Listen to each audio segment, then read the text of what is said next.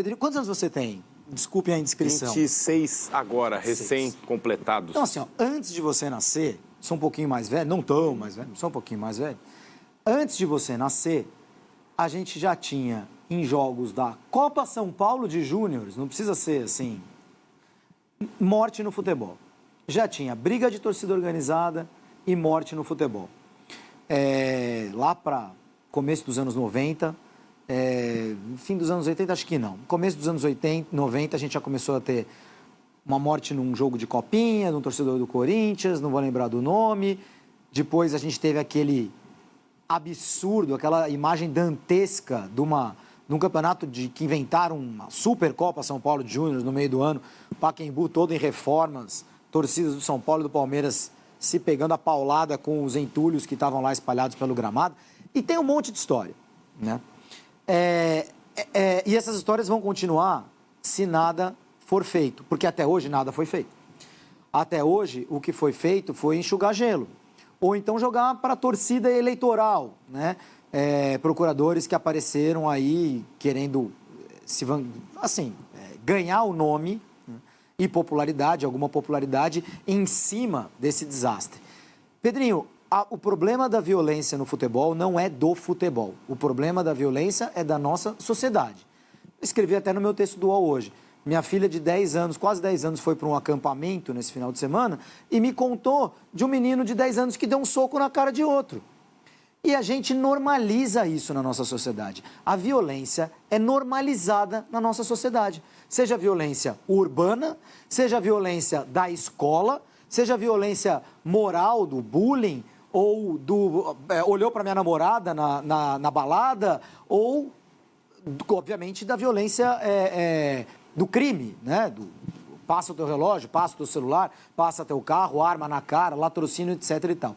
Então, nós vivemos na violência. A violência é a única constante da nossa vida. É o branco dos olhos e a violência. É a constante na vida de todo mundo. Todo mundo que vive no Brasil. O que o futebol faz é ser um campo aberto para que isso se extrapole ainda mais, de outras maneiras. E a gente também sempre normalizou a violência no futebol.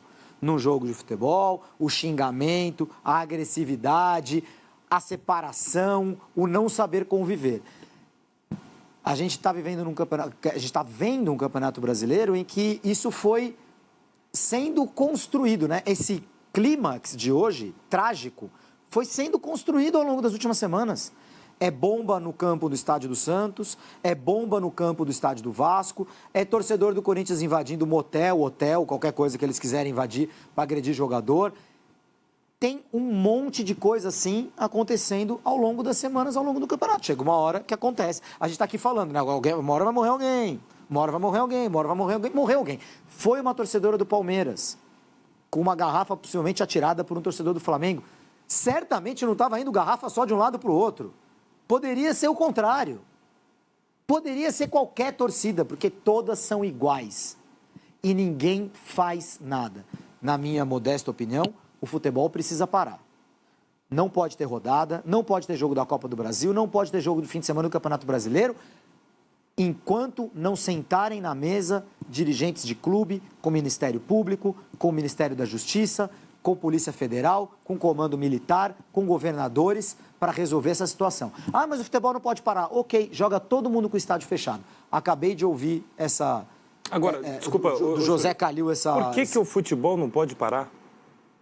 Não, acho que pode, tanto que eu estou dando a sua opinião. Mas se de alguma maneira compreenderem que, pela questão do negócio, ou o que quer que seja, então que jogue todo mundo com o estádio fechado. Todo mundo, todo mundo. Acabei de ouvir o José Calil na Rádio Transamérica falar isso, gostei muito da sugestão. Todo mundo com o estádio fechado até o fim do campeonato. Alguma medida mais drástica precisa ser feita. Os clubes precisam colocar a mão na caixa preta das torcidas organizadas. Enquanto isso não acontecer, as mortes continuarão.